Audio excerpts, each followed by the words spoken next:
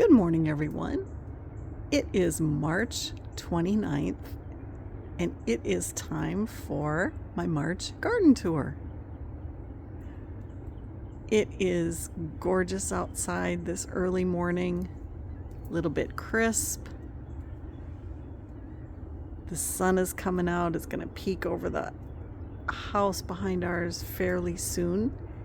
And I like to pan the backyard every month so I can see what this looks like and compare from month to month. And then I go to specific sections. So I am going to start this garden tour over with what I call the trellis bed. So in this bed, which is a raised bed, I have bookended on each end passion vine. And the passion vine is coming up beautifully. This is a hybrid passion vine that is called incense. One of the parent plants is maypop, which is a native. I love to grow incense because it is one of the most cold hardy of all the passion vines. And I love how it's starting to climb. I also have passion vine in the ground, and I have incense, both incense and then the cottonleaf passion vine in the ground. And when I get to the other end, I'll show you that one because I have that on the other end. So I like to have this particular butterfly bush, and you can see it's budding up and it should be blooming fairly shortly here. This is a raspberry colored butterfly bush. It's a dwarf, and I don't have a lot of success with butterfly bushes, but I do have 3 in pots that are thriving, and so I'm happy about that because, of course, in a butterfly garden, I'm happy to have the butterfly bush because it does attract, as a nectar plant, attracts the butterflies. So what you see here is a native Texas bush or shrub, and it is called flame acanthus. It is the host plant to the Texas crescent butterfly, which is a really tiny butterfly, only about 1 inch. And this has come back beautifully. You can cut this. This can be trimmed and pruned pretty far down. I have it all in the middle of this trellis bed, and I love it because if I remember right, sometime in May or early June, maybe it's late May, early June, I think I have that right, is when this flowers, and it pretty much flowers all throughout then our summer and fall season. And it is a hummingbird attractor. It is a red tubular flower, and it attracts pollinators and butterflies. And anytime I have a host plant, or anytime you have host plants in your yard, it's amazing the natives that it attracts, from bugs to bees, all the different native bees. I love it. So down when I first put this garden in, I put in Grabera daisies, and so they do come back and they are blooming. That one was a yellow.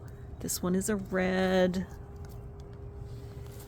This one is a really pretty magenta pink color. And in throughout the bed, you can see more passion vine. And this is passion vine that is coming up from the roots, which I'm very happy to see. And my new addition, let me get over there. My new addition that I planted in the ground is the sparkling amethyst superbena from Proven Winners. So we'll see how this does. I don't know if it's going to get enough sun, but I was hoping for it to be a nice ground cover back here. So we'll see. We'll see how that goes. So now I'm going to go on the end. And this is new for me. This is hot lip salvia. I wanted this last year and I saw it at the nursery. It was pretty early that I saw it at the nursery and I didn't get it. And I thought, I'll get that, in the next time or so when I go back. And of course, it wasn't available. And so when I saw it this year, I wanted to make sure that I got it.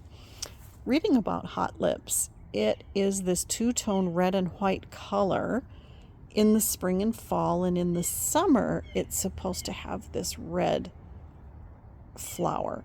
It is also a pollinator attractor. And the thing I like about hot lips is it has such a wonderful smell to the leaf. I love that. Love that smell. It's like my maraschino bush salvia.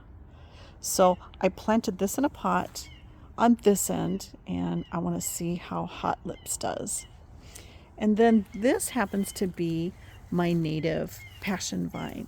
This is the one that just grows, and it is the host plant to, passion vine is the host plant to the Gulf fritillary and the variegated fritillary and the zebra longwing. But I have not had a zebra longwing yet in my yard like they do over in Florida. So this passion vine happens to be the favorite. It is called a cotton leaf, so it does have fuzzy leaves. And I have this in a pot, and this will grow up and on the bamboo stakes and then over onto the trellis. This one is a more horizontal grower where the incense is here, and this passion vine is more of a vertical grower. So I am excited about this garden bed. The trellis, this 5-panel trellis that I have, is by late summer, midsummer to late summer, just completely covered with passion vine. And of course, you can imagine then I have a lot of visitors with butterflies. Okay, as I pan over, I am going to go over to what I call my tree bed next. And the reason I call it the tree bed is because we used to have a maple tree in this spot that we had to have removed. I hated to lose that maple tree. So in its spot, I wanted to do something that I really liked, and that was planting a pollinator garden. And so this bed is predominantly salvia and lantana. Over here on this edge, I have bush sage or Salvia leucantha. And what has come back from the ground is just starting to flower. And it's these beautiful purple flower spikes with then white flowers. As you can see down here, it's really striking. It's a really pretty salvia. In the center here, I have aquatic milkweed, which is a native milkweed. Interestingly, this milkweed is evergreen for us all year round, and so it doesn't grow super tall, and it actually likes a little bit of shade. But usually in the springtime, I have eggs, and they're usually eaten down. There haven't been a whole lot of monarchs. We do have some, so I'm and have had the chrysalises and the gorgeous butterflies, and tickled to see that. But I haven't seen a lot yet like I have in past years. And over here is the stand that I absolutely love, and this is my Salvia amistad. You can see it's just starting to get its bloom spikes. And amistad flowers purple. And then along here on the outskirts, I have Amonte, and Amonte flowers pink. And it's just starting to get its bloom spikes also here at the end of March. And so pollinator, major pollinator attractor. This one is just starting to open. So as I come around the corner, I use this area also as a staging area, and I have some plants that I purchased that are still in pots. So I have a dwarf red porterweed, and then I also have a couple liatris. And then over here I have some Salvia nemorosa, which I love all these, and I'm going to be putting in a new garden bed. And so I like to stage these in the full sun. And so this bed right now is a perfect place to stage these plants. So my lantana, this happens to be mounding lantana. It is a red lantana. It is coming back very beautifully. And then I have a rose lantana, mounding lantana over here. And I might have lost these two, which is, I haven't lost the mounding lantana before. So I'm patiently waiting, and I'm hoping I didn't. So we'll see. It doesn't look too promising with them coming back. Here, this wonderful green flower that has such beautiful scalloped edges is another Texas native that is called Greg's Mist flower.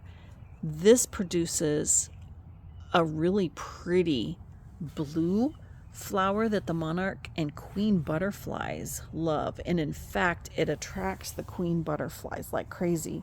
Last year I had more queen butterflies in my yard than I have had in previous years. And so I was really happy to see that. Pretty exciting. This is a vigorous grower. So it started out as one plant, and I pulled around it to keep it contained because I don't want it to take over the garden bed. Love the color, love the contrasting color actually. And then I did want to show this salvia. Isn't that a gorgeous color? This is a Salvia nemorosa, and I lost mine in the freeze.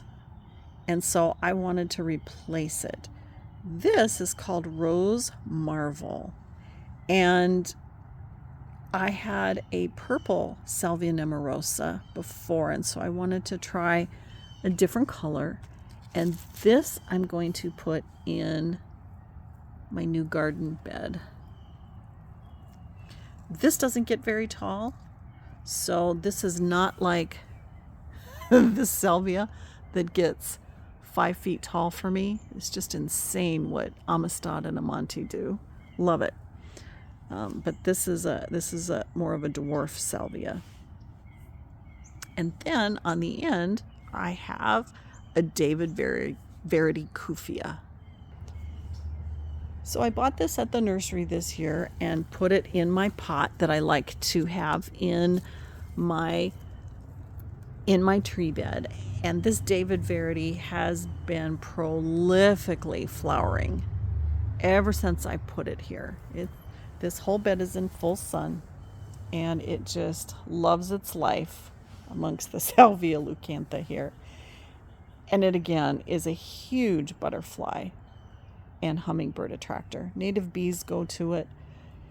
It is a native of Mexico, and so it does very, very well here. In fact, there's a little honeybee right now. Okay. So I have mentioned, and I've put a couple of videos out, that I like hanging pots, hanging baskets. I try to get hanging baskets that are also pollinator attractors, and for the most part, I'm pretty successful with it. So I'm going to come over here now and go here first, which is Turk's cap, which is also a Texas native.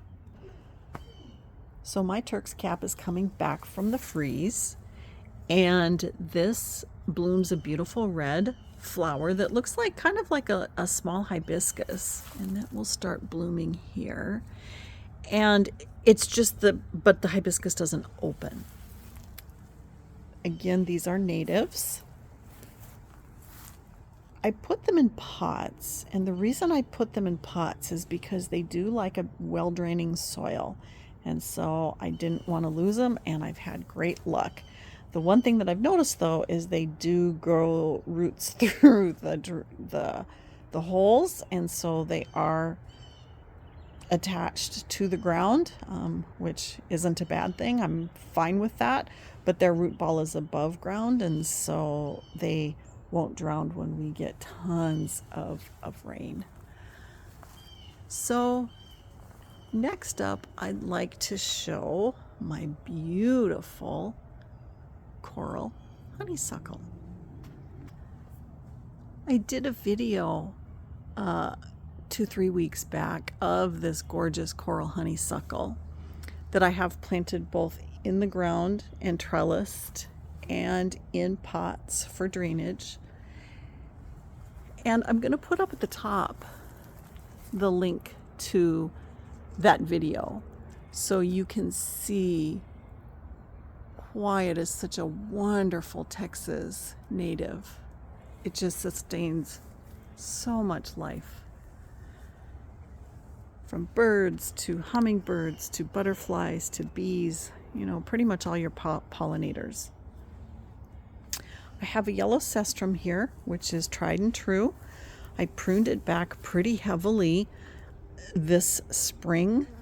It was outside and stayed outside. It's hardy. You can see it's starting to get bloom buds on it. And this has a tubular yellow flower. It's just a tried and true butterfly and hummingbird attractor. And then I have what I call my south bed, and you can see the sun is starting to come through. And in here I have just a menagerie of different plants. So I have a lo and behold blue butterfly bush. I have some Salvia farinaceae, which is a native Texas wildflower that has seeded itself in this pot. Let me come around to the side over here and show you that. This salvia is just starting to create its blooms, and it is very hardy, and I love how it is growing throughout this bed. I kind of use this as an experimental bed because this is very hot back here and in full sun. And so I had a couple volunteer flamicanthus that came up over by my flamicanthus, and I replanted them here. And then I have a purple trailing lantana that has come back.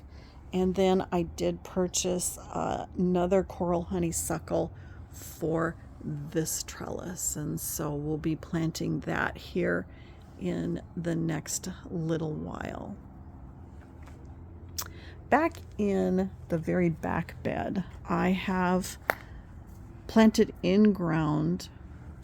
In the way back is a Cape honeysuckle that has a really pretty orange bloom that blooms in the fall and throughout the winter until frost.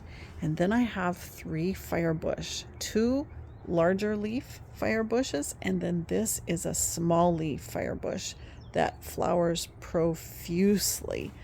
And this is all hummingbird attractors, and they've just started to come back from the ground because we did have our winter freeze that got down to 19 degrees here.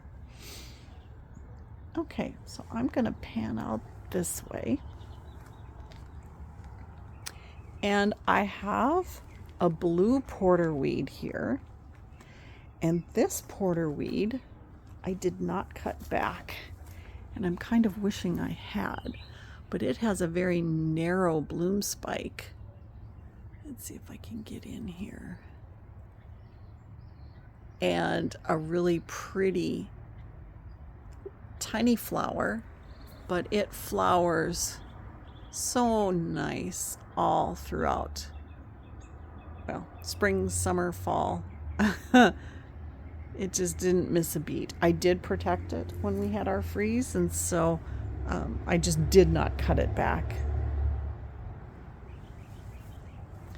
Okay, I am going to come over, oops, went a little bit too fast here, and just show briefly these plants.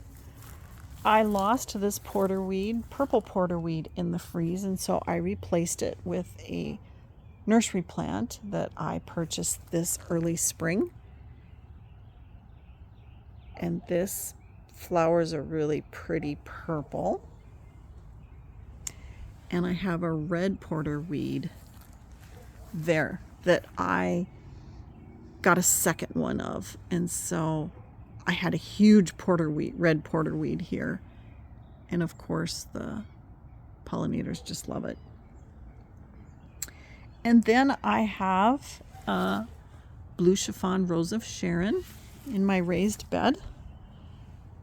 And I talked about this just in the prior video, and it is starting to leaf out. I'm excited to get its beautiful blue blooms. And in the front of it, I have a Jonaphanic phlox, which is a paniculata type phlox. Gorgeous bloom heads on those. And then I talked about these that I dug up and planted in little pots. These are Tithonia, and instead of planting them from seed, I was able to dig them, and I am going to put those in the new flower bed that I'm going to create. So I was really happy to have these volunteers come out from seed. When you look at my baskets, I have baskets that I've planted, violas and alyssum. I have just odds and ends type things. Some open up with the sun, so my yellow there flowers will open when it gets a little bit sunnier. I have a really pretty, oh golly, bright pink double geranium. And then over here, I've had a really successful recipe that I purchased at the nursery, which was a Proven Winners all white pot. And I typically don't buy that, but I've just been loving it this spring with all the color. And of course, the butterflies and bees have been all over that. So I'm going to move now to my 5-part trellis over here where I plant cardinal climber. So we have planted our cardinal climber from seed. I plant it from seed every year. Actually, my husband does.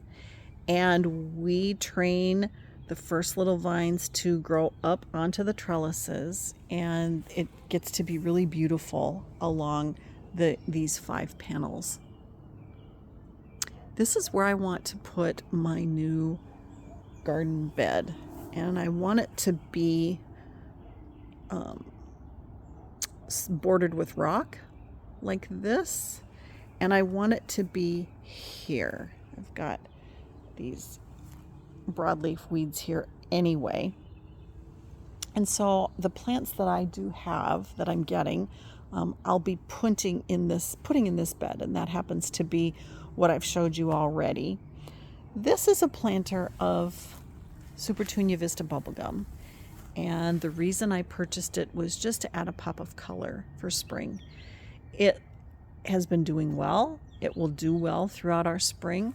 They don't do well in our summers because they're just too hot and humid, and they struggle. But I have been very happy to have it as in a container through this spring.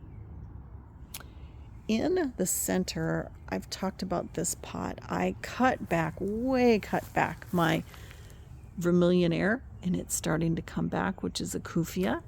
And this plant is not flowering a whole lot, but it is a hummingbird favorite. It's called Salia, and it blooms a red tubular shaped flower. My female hummingbird, ruby throat, that I've had all winter long, just loves this flower. This is her favorite. She goes to this first every morning. And I'm not particularly fond of the plant. It is a plant that likes to spray and it's just kind of airy, but it is a favorite, and so I keep it. So in the back here, I talked about my father, 25 years ago plus, made these planters for me. They are 2 octagons and this very long and narrow planter. And I do love them. Interestingly, I have lilies that are coming up. They continue to grow here. Love how I keep getting more each year. Like I mentioned, I'll probably have to divide them. And then I talked about this in my last video. This is the first time this is the 4th year, so it's been 3 consecutive years that this has bloomed. This, thank you to those of you that commented, believe this is a Sweet William, I think is what you mentioned, which is a type of dianthus. I thought it was a dianthus, but I've never grown Sweet William. And we had broadcast seeds here 3 years ago, and this is the first time this is blooming. And here's another bloom coming up. It's pretty exciting. And then I have planted cannas here. So let me go over to the Mexican flame vine. The Mexican flame vine is one of those plants that almost any type of butterfly loves to land on. And it's a major nectar plant, but you can see why. It has this little landing pad that they land on it and then go down and get the nectar. It's a favorite. The thing about this is I have it in a pot because it does like well-draining soil, and I also have it trellised. So it's very difficult to move. And in the winter, I did not move mine, and I think I lost it. But when I was digging around and digging out the roots, they seemed to be alive. So I did replace it because I had already purchased the plant, and it is going nuts in this spot. I love the growth. I love how this grows. And then next to that are my cannas that are new for me. In the prior video, I showed the picture of these cannas, which are red, where I used to have a red mandevilla here.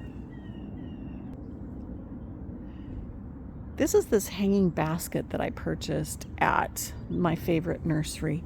And out of all of it, probably my favorite is this Super Bina called Whiteout. So I am going to, take note of this in places where I want white. I love what this is doing in the pot. It also has an alyssum or a lobularia. And then for me, I don't do well with super bells, and it does have some super bells here. Sorry for the sun with the glare here. But these white flowers that are in this basket have just performed so wonderful this spring, and I like the pop of color that I see in the hanging basket when I'm looking out into the backyard. So the sun is already up. I apologize for the glare and the not the good lighting now, but this is my very small patio, and on it I have planters, large planters that I typically like to have, so when I'm looking out either from my kitchen window or from the sliding glass door, that I can see. And I have a David Verity Kufia. Didn't do well in that spot last year, so I might have to move it to a different spot. And then I have my 3 hibiscus. I have my azalea. Let me get a little closer. I have my large aloe vera. I have a staging area for some more plants that are going to go into my new flower bed that I'm creating. And then I have a couple of larger tall pots. And again, sorry for this sun and the glare. But in it, I have Wishes salvia that I've talked about, and I love the color of this bloom. This happens to be out of Australia, and proceeds go to the Make-A-Wish Foundation there. And then I have a Mystic Spires salvia over here. And of course, you know the pollinators are all along here. And along the sides of the pot, I have plants that I will need to replace once spring is finished. So I have phlox and snapdragons and violas and some alyssum, or the lobularia. This has been going for more than a year. This is the Blew My Mind Dwarf Morning Glory, and it's just a really pretty blue color. And I love how it spills, and I have not had to replace that. And then in this planter, I'm really happy to see, I've talked about this. This is, again, the sparkling amethyst, Superbina. And in the same pot, I have a shrub that is a buttercup yellow esperanza. And this tubular shaped flower attracts native bees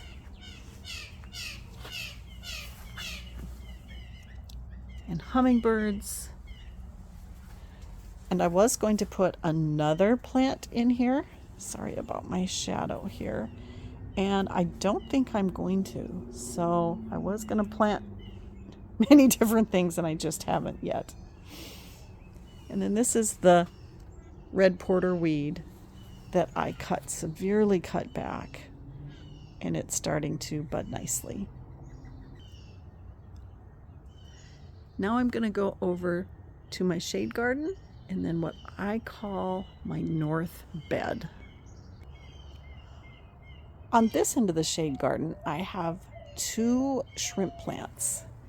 And these plants are interesting in that the flower bract is shrimp colored. It looks like a shrimp, but underneath is the very pretty flower.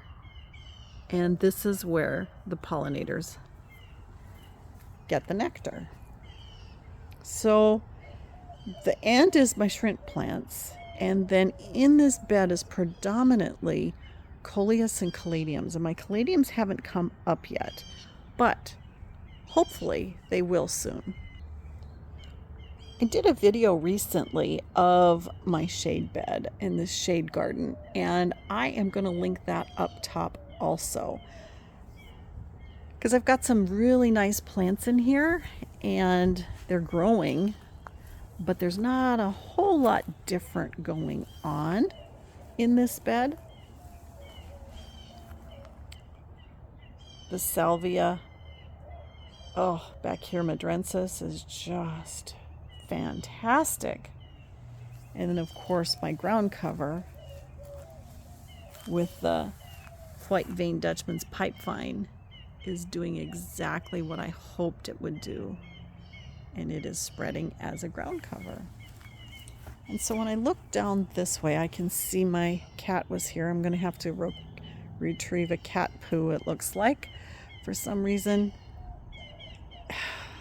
I have problems with neighborhood cats coming in my yard and using my flower beds for their toilets.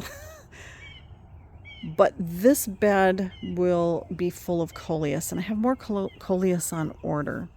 And so I can't wait to get those in. They won't come in until beginning of April to mid-April.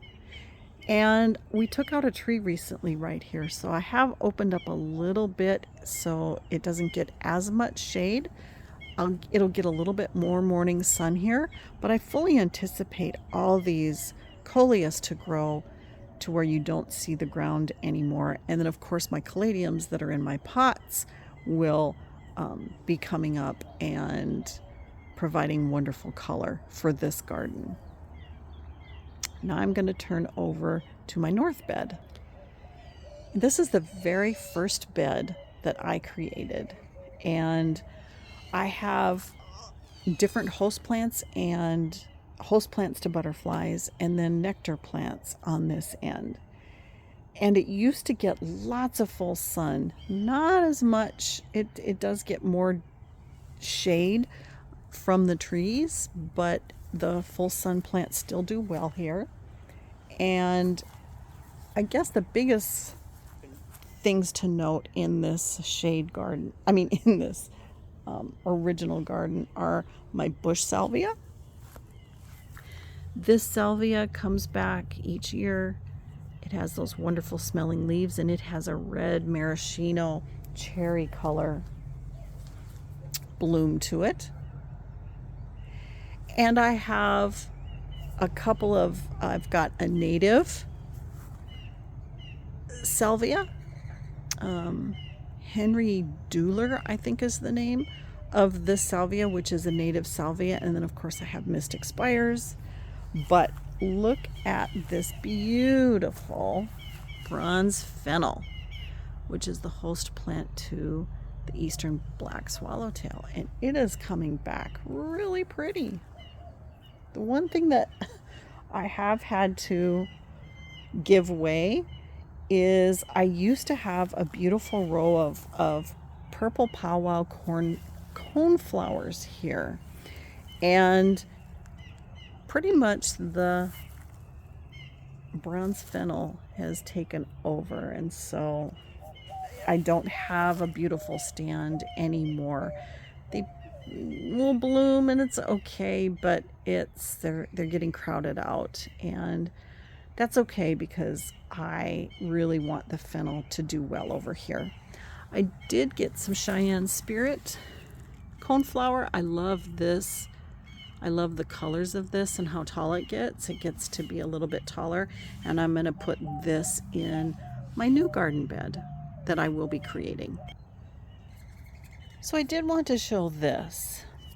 This happens to be a dwarf variety of salvia called Misty, and it's supposed to be shorter than the Mystic Spires, which it was. This is Mystic Spires that has come back.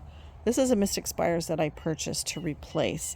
I had 3 Misties in here, and this one started doing very well and just completely crumbed out. So did that one, and that one died. So I pulled it and I put in a Mystic Spires. For those of you that are down here along the Gulf Coast, Houston area, just wanted to point that out. Mine did not like, well, it didn't come back. So maybe the freeze got and nipped it a little bit more. Maybe they're not as cold tolerant, but the Mystic Spires, as you can see, is just coming back gorgeously. And Misty did not. So I am not going to mess with Misty, and I'm not going to replace those because I like the larger salvia anyway. And this one is new for me. This one is this Henry Dewelberg, which is a native salvia. It doesn't flower as much, but the flowers are really pretty. And it's like the Mystic Spires. And then I did get a couple of new milkweed.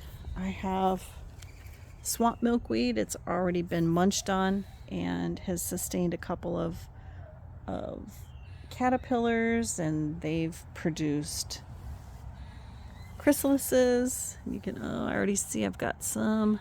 When you have milkweed, you have aphids. That is just the nature of having milkweed. And then I have also balloon milkweed, which is not a native, but it is an annual. It does not survive. And so this has been successful for me also. And then finally, I do want to share, I do have another host plant, which is called a false nettle. And this is a host plant to the red admiral butterfly. So I do have, I'll probably be doing a video on all the different host plants that I have for the butterflies in my garden. But I appreciate you joining me today. Thank you for coming along with me as I walked through my garden. I hope you all have a wonderful day today, and I hope to see you soon.